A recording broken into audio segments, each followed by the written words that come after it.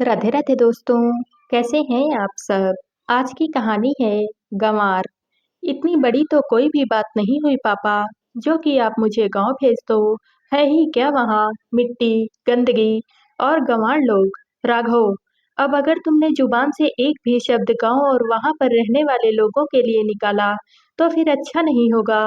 अब तक शांति से बात करते नवीन ने गुस्से से तिलमिलाते हुए कहा, राघव याद है ना, कल तुम्हारे दादू गांव से आ रहे हैं और अब वो हमारे साथ ही रहेंगे। अपने मोबाइल में नजरें गड़ाए हुए ही राघव ने जवाब दिया, तुम्हें उनके साथ रूम शेयर करना है, जगह बना लो। व्हाट? देखो मम्मा, मैं पहले ही बोल रहा हूँ, मैं दादू के साथ रूम शेयर नहीं कर सकता। What about my privacy? Navin और चारू ने एक दूसरे की तरफ देखा। राघव को भी पूरी उम्मीद थी कि पापा ना सही, मम्मा तो उसका पक्ष लेंगी ही। ठीक है, तो तुम हॉल में सो जाया करना। वैसे भी पापा पहले की तरह कुछ दिन के लिए नहीं, बल्कि हमेशा के लिए आ रहे हैं। चारू की बात सुनकर राघव को गुस्सा तो बहुत तेज आया, लेकिन वह जानता था कि उसकी एक भी नहीं चलने वाली। बस पैर पटकता हुआ वह वहां से चला गया। नवीन अपने माता पिता की इकलौती संतान है। नवीन के पिता कैलाश मेहनतकश किसान थे, जिन्होंने जी तोड़ मेहनत करके नवीन को पढ़ाया। कैलाश अपने बचपन में पढ़ाई में होशियार थे और आगे पढ़ना चाहते थे, लेकिन आर्थिक हालातों के चलते ज्यादा नहीं पढ़ सके। उनके जीवन का एक ही लक्ष्य था, अपने बेटे नवीन को उच्च शिक्षित बनाना। नवीन ने भी अपने पिता का सपना साकार करने के लिए पूरी मेहनत की और उसी का नतीजा है कि आज नवीन मुंबई में मल्टीनेशनल कंपनी में उच्च पद पर है। नवीन की शादी कैलाश ने अपने दूर के रिश्तेदार की पढ़ी लिखी बेटी चारू से की थी। चारू एक ऐसी लड़की जिसमें आधुनिकता और संस्कार दोनों का समावेश है। नवीन के माता पिता अब तक गांव में ही रहते थे। नवीन और चारू ने बहुत बार कहा मुंबई आने के लिए, पर वे दोनों नहीं मानते थे। कहते, हमारा मन गांव में ही लगता है। नवीन साल में एक दो बार गांव जाता। वे लोग भी मुंबई जाते तो थे, पर ज्यादा समय नहीं रुकते। नवीन ने अपने माता पिता के लिए गांव में हर सुविधा का इंतजाम कर दिया था। कोई भी दिन नहीं जाता जब वो और चारू वीडियो कॉल पर उनसे बात ना करते हों। एक बेटे के जो फर्ज होते हैं, उन्हें नवीन बखूबी निभा रहा था। पिछले महीने नवीन की माँ रात को जो सोई तो फिर सुबह उठी ही नहीं। नवीन चारू पहली फ्लाइट से गांव पहुंचे। पत्थर बने कैलाश बेटे का स्नेहिल स्पर्श पाकर फूट फूट कर रो पड़े। पिता को छोटे बच्चे की तरह अपनी बाहों में भरकर नवीन ने कलेजे से लगा लिया। एक उम्र में इंसान खुद को कमजोर महसूस करने लगता है। अगर संतान लायक हो तो बुढ़ापे की लाठी बन सहारा देती है, नहीं तो उम्र का ये पड़ाव काटना मुश्किल हो जाता है। नवीन, तेरी माँ चली गई। कपकपाती आवाज में इतना बोलकर अपनी पत्नी के पार्थिव शरीर की ओर देखने लगे। गहरे सदमे में थे। यूं तो जीवन साथी का किसी भी उम्र में जाना कष्टकारी होता है, लेकिन बीतते वक्त के साथ लगाव गहरा, बहुत गहरा होता जाता है। शायद इसीलिए साथी से अलग होने की पीड़ा भी असहनीय होती है। बेटे का स्पर्श पिता को समझाने के लिए पर्याप्त था कि नवीन सब कुछ संभाल लेगा। 13वीं के बाद जब सभी मेहमान विदा हो गए, तब चारू ने अपने ससुर कैलाश जी को समझाया, पापा, अब तक तो आप दोनों थे, इसलिए हम लोग निश्चिंत थे, लेकिन अब आप अकेले यहाँ पर कैसे रहेंगे। कैलाश जी कुर्सी पर खामोश बैठे रहे। चारू ने उनके सामने घुटनों पर बैठकर धीरे से उनके झुर्रीदार हाथ थाम लिए। एक अनकहा वादा, एक अबोला आश्वासन, मैंने सब इंतजाम कर दिया है, आप हमारे साथ चल रहे हैं। नवीन ने निर्णय सुनाते हुए कहा, और चारू ने उनके हाथों को और भी मजबूती से थाम लिया। कैलाश अब भी सिर झुकाए बैठे थे। विचारों का मंथन चल रहा था। सालों से जिस जीवन संगिनी पर निर्भर थे, उसका यूं अचानक से चले जाना, खुद की तबीयत का भी ठीक नहीं रहना, नई जगह में सामंजस्य का डर, अपने गांव को छोड़ने की पीड़ा, और उस सब से परे बच्चों की परवाह और प्यार, कुछ भी समझ में नहीं आ रहा था। थोड़ी देर तक कुछ सोचते रहे, फिर चारू के सिर पर हाथ रख कर बोले, ठीक है, लेकिन अभी तुम दोनों जाओ, मैं अगले महीने आ जाऊंगा। बहुत काम है यहाँ पर, जमीन ठेके पर देनी होगी और भी बहुत कुछ समेटना होगा। नवीन और चारू वापस आ गए। वे पिता की मनोदशा को समझते थे, लेकिन 17 साल का राघव नहीं समझता था। नवीन ने कुछ साल पहले 2 बीएचके फ्लैट खरीदा था। मुंबई जैसे शहर में इतना बड़ा फ्लैट भी खासा महंगा पड़ जाता है। फ्लैट बहुत बड़ा नहीं था, इसलिए राघव से दादू के साथ रूम शेयर करने के लिए कहा गया था।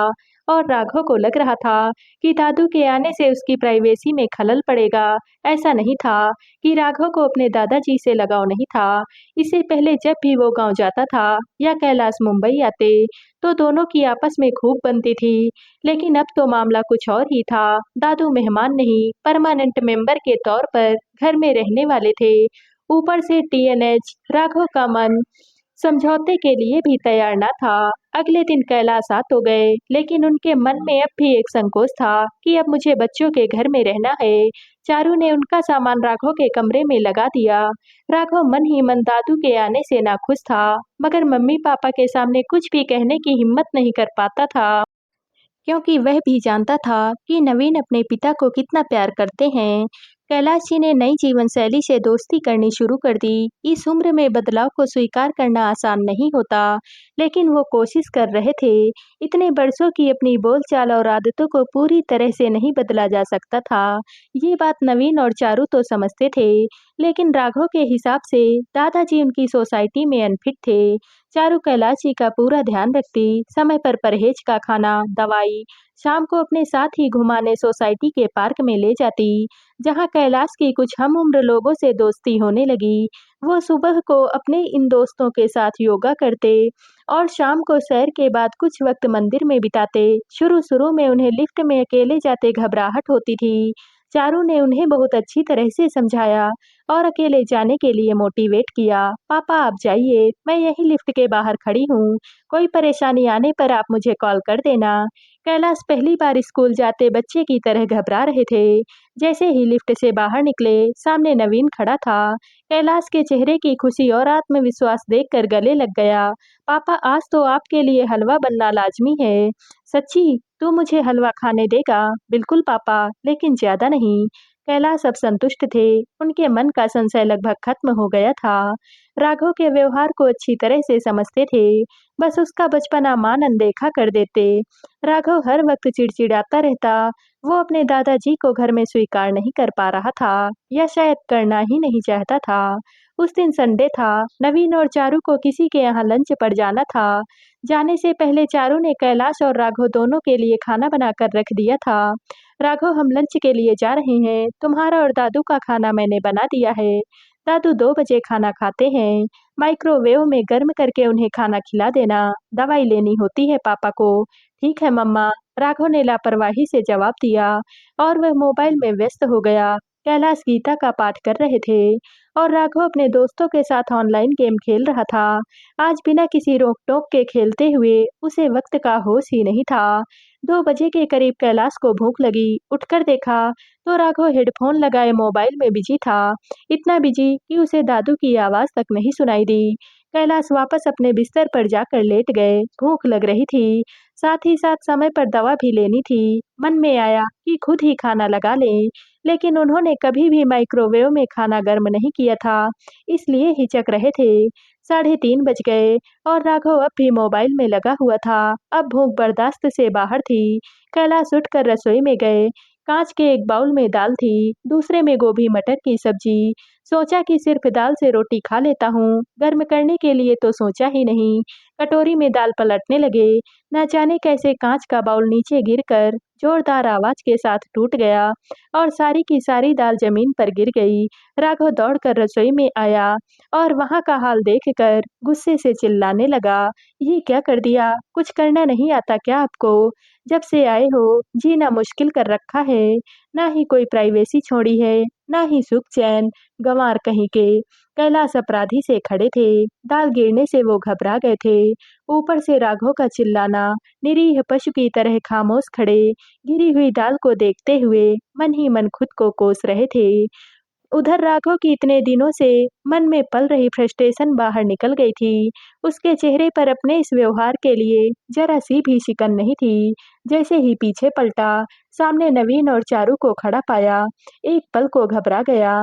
चारू राघव को धकेल कर रसोई में घुसी। पापा, आपको लगी तो नहीं ना? आइए, आप अंदर बैठिए, मैं आपका खाना लाती हूँ। वो बेटा। चारू, सारी दाल तो मुझसे। घबराए और अपमानित कैलाश ठीक से अपनी बात कह भी नहीं पा रहे थे। अरे कोई बात नहीं पापा, सब्जी रखी है, मैं उसे गर्म करके आपके लिए खाना लाती हूँ। चारू ने खाना लगाकर पहले कैलाश को खाना दिया और उसके बाद रसोई समेटी। नवीन बिल्कुल खामोश था और चारू ने भी राघव को कुछ भी नहीं कहा, इसलिए राघव को लग रहा था कि बात खत्म हो चुकी है। घर में अजीब सी खामोशी पसरी हुई थी। हर किसी के मन में अलग अलग विचार चल रहे थे। रात को डाइनिंग टेबल पर जब सब लोग इकट्ठे हुए, कैलाश बुझे हुए आहत थे, नवीन भाव शून्य दिख रहे थे और चारू कैलाश को नॉर्मल फील करवाने की पूरी पूरी कोशिश कर रही थी। वहीं राघव के हिसाब से कुछ हुआ ही नहीं था।